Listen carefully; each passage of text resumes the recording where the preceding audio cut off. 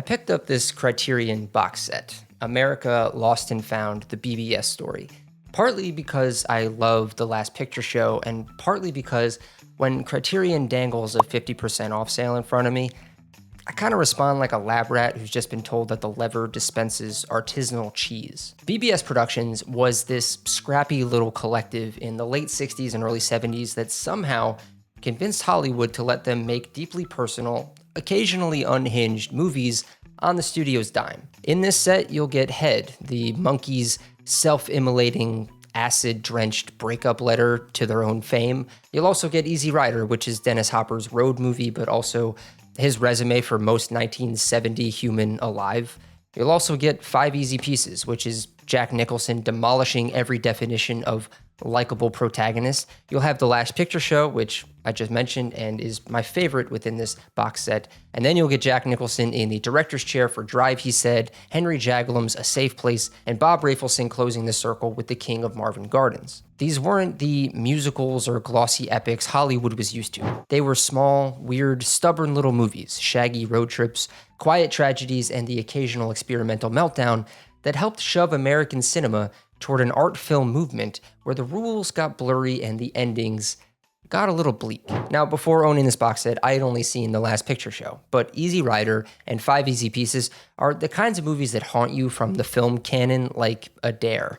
Everyone swears they're essential, and if you haven't seen them, you feel like you have to fake a cough every time someone brings them up. So for this video, I'm gonna dig through this whole box set. I'm gonna hop between the films and talk about why BBS mattered, not just for American cinema, but for the dream that a few renegade filmmakers could talk to the studios into funding their midlife crises.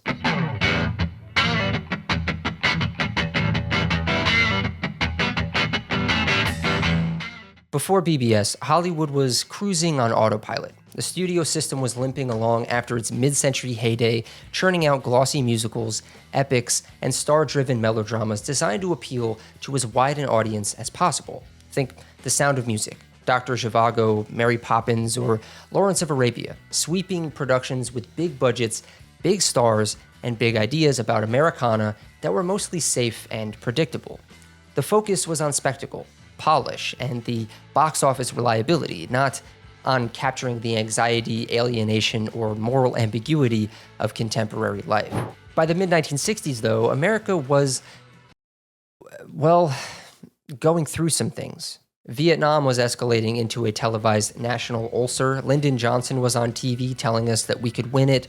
Walter Cronkite was on TV telling us that we probably couldn't, and the Monkees were on TV pretending to be a band while simultaneously winning an Emmy. Enter Bob Rafelson and Bert Schneider, two 30-something TV hotshots who created the Monkees and somehow thought that the next logical step after making a fake band for teenagers was to torch Hollywood from the inside. They started circling around their young, restless creatives, people who, like them, loved movies but were bored of the movies that they were getting. Dennis Hopper was one of them. In 1965, Hopper wrote a never-published manifesto declaring what we need are good old American, and that's not to be confused with European, art films, which is a little like saying I want a cheeseburger, but I also want it to be a salad. And also in this orbit, Peter Fonda, Jack Nicholson, who was already screenwriting and acting for Roger Corman's American International Pictures, and a clutch of cinematographers, actors, and writers who'd been floating between biker movies, LSD movies, and the kind of low-budget pulp that accidentally produced style just by trying to save money. Their first big swing as rebellious Productions was Head in 1968, a Monkees movie in theory, but in practice, a gleeful act of brand sabotage. Imagine A Hard Day's Night if the Beatles hated you, and hated themselves, and the very concept of the Beatles. The Monkees wander through surreal set pieces, mock their own image, and intercut their hijinks with actual Vietnam War footage. Pauline Kael walked out, and America mostly agreed with Pauline. But Head planted a seed. Maybe America wasn't one big real place like Hopper dreamed. Maybe it was one big fake place, and the only honest thing to do was to admit it. That idea exploded a year later with Easy Rider. The budget was under $400,000. The box office, about 100 times that. Dennis Hopper and Peter Fonda's cross-country biker odyssey became the counterculture's favorite road movie, a cocktail of weed, Steppenwolf, and disillusionment, and made the studio realize there was serious money in letting the freaks run the show.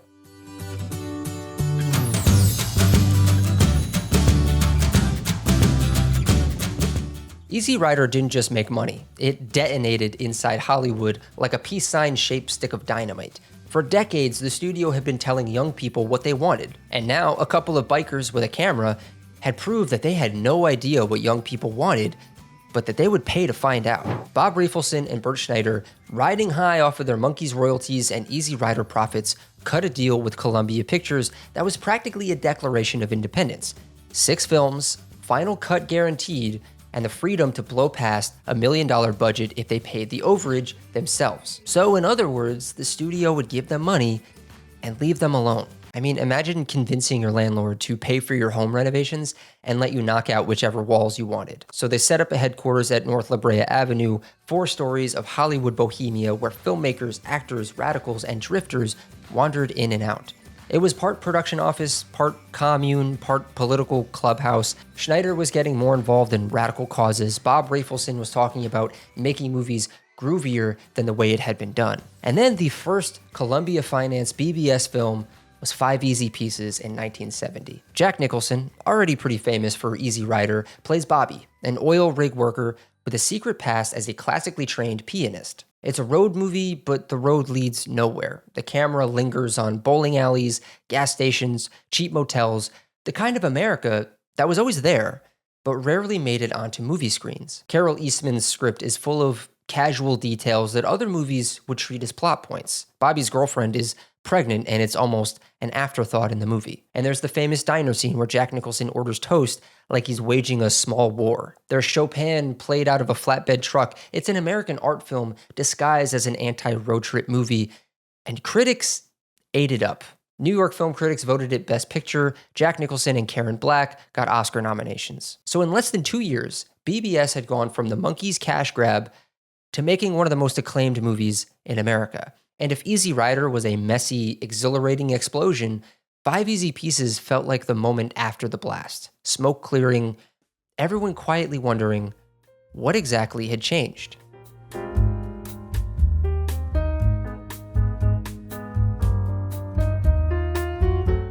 And so, if 5 Easy Pieces was BBS proving that they could play the game and win, 1971 was the year that they decided to see how far they could push the rules before the refs blew the whistle. First up, Drive, he said. Jack Nicholson's directorial debut. It's about a college basketball player having an affair with a professor's wife while his best friend spirals into radical politics and guerrilla theater. It's got copious nudity, political freakouts, and a scene where the campus revolutionary liberates all of the lab animals. The Cannes Film Festival audience booed it so hard you'd think that Jack Nicholson had personally stolen all of their luggage. And in the United States, some critics defended it as messy but alive. Others just thought it was messy. My personal thoughts on the movie are that, yeah, it is alive in some parts, but ultimately very messy. And then came A Safe Place, Henry Jaglom's improv-heavy, non-narrative mood piece starring Tuesday Weld as a possibly schizophrenic dreamer, Jack Nicholson as a ghost from her past, and Orson Welles as a stage magician, sometimes with a Yiddish accent. It was personal, strange, and in places completely inscrutable. And at the New York Film Festival, half the crowd walked out, while the other half applauded like they were defending modern art from barbarians. And then, hold up. The Last Picture Show, Peter Bogdanovich's black and white Texas elegy about small-town life in 1951, full of sexual awakenings, heartbreak, and Hank Williams on the soundtrack. Shot on location in Archer City, Texas, it's a film where the wide-open plains feel endless and claustrophobic at the same time. Every dusty street and flickering movie marquee feels like a memory you're not entirely sure is yours. And for BBS, this was a turning point, a movie that managed to bridge the gap between art house credibility and mainstream success. It had the unvarnished intimacy of the new Hollywood, but dressed in the formal elegance of an old Hollywood melodrama. And critics swooned over it. 8 Oscar nominations, 2 wins, and reviews comparing Bogdanovich to Orson Welles, without, for once, it sounding like a curse. But The Last Picture Show wasn't just an industry triumph. It deepened the BBS thematic thread that ran through Easy Rider and 5 Easy Pieces, characters stuck in places that no longer fit them, chasing something that might have never existed in the first place. Its final image, the cinema closed, the lights out, felt like the closing chapter of one America and the hesitant beginning of another. So in just 1 year, BBS had given us a campus sex political comedy that got booed in France, a dream diary starring Orson Welles, and the most acclaimed movie in America. It was exhilarating, it was chaotic, and it was starting to feel like maybe this couldn't last forever.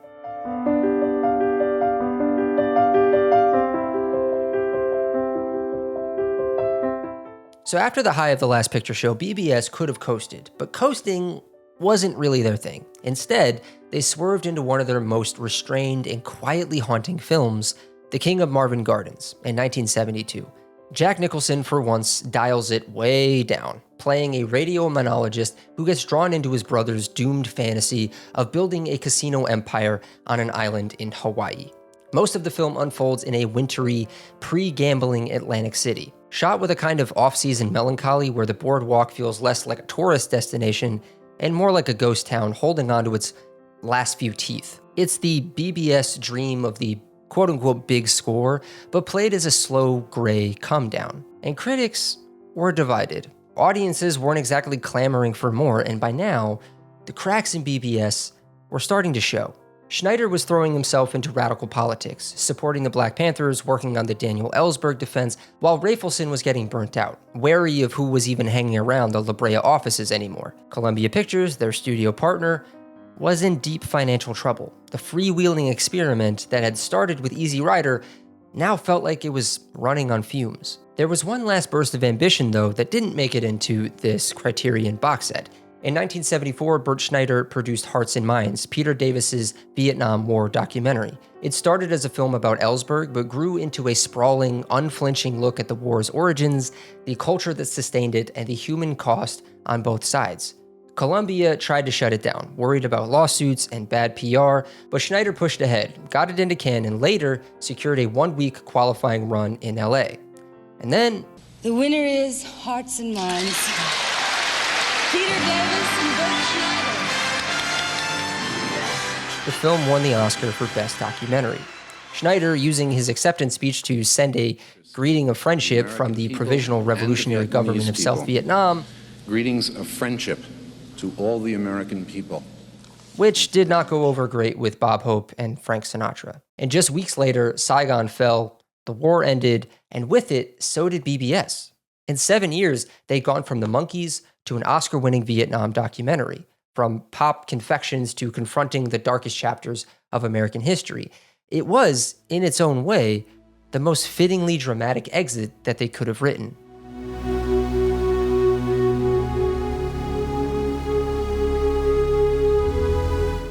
In the end, BBS Productions only lasted about as long as 2 presidential terms, but in that time, they managed to chart the emotional mood swings of a country awkwardly stumbling from the optimism of the 60s into the cynicism of the 70s. They started with Head, a candy-colored act of self-sabotage from a fake band, and ended with Hearts and Minds, a raw, angry look at the real cost of a real war. And in between came road trips, alienated oil rig pianists, campus radicals, doomed dreamers, and small towns so still that you could hear the future rushing past them. If the old studio system was America's buttoned-up childhood, then BBS was the messy teenage growth spurt. The phase where you cut your hair weird, make big pronouncements about freedom, you fight with your parents, and sometimes say exactly the right thing in exactly the wrong way. And then, before you figured it all out, it's over. But the echoes stuck around. You could see traces of BBS's DNA in American indie cinema in the way that location shooting and moral ambiguity became part of the language, in the idea that a film could be both deeply personal and part of the national conversation. And maybe that's the real story of BBS. They didn't just make movies during a time of upheaval. They made movies like upheaval. Messy, inspired, sometimes infuriating, but impossible to ignore. The kind of work that might not last forever, but will always matter. Oh boy, all right, that's gonna do it for me on this video. I loved going through this entire box set. I loved learning about BBS and about all of the players involved. I didn't really talk about Steve Blonner that much, who is the S in BBS. Maybe if I were to make an amendment to this video, that would probably be what I do with that. But this was so much fun. I really urge everyone to pick this up and watch every single film in this collection. Like I said at the beginning, my favorite is The Last Picture Show, but Easy Rider, Head, 5 Easy Pieces are also excellent. I was a little lukewarm on Drive, He Said, and The King of Marvin Gardens, and A Safe Place. I could hardly get through it, if I'm being honest. It kind of wasn't for me. But I hope you guys like this type of video. I really like making these sorts of deep dives into parts of American cinema history. Cinema history is just a huge passion of mine. Not that I'm trying to become a historian or anything like that. But yeah, I don't know. Parts of cinematic history like this really, really do appeal to me. So let me know if there are other sort of like micro mini film movements that you think that I should cover on this channel. Let me know if you've seen any of the movies in this collection and which ones are your favorites, or if there are any in this collection that you haven't seen yet, but maybe this video encouraged you or inspired you to check out. Let me know down in the comments. Don't forget to hit the subscribe button, hit the bell to be notified when new videos come out on this channel. Go follow me over here on Letterboxd, and you can see what I think about all the movies that I watch. I'm always updating it every single time I watch a movie. And that's gonna do it for me on this one. I'll see you all next time.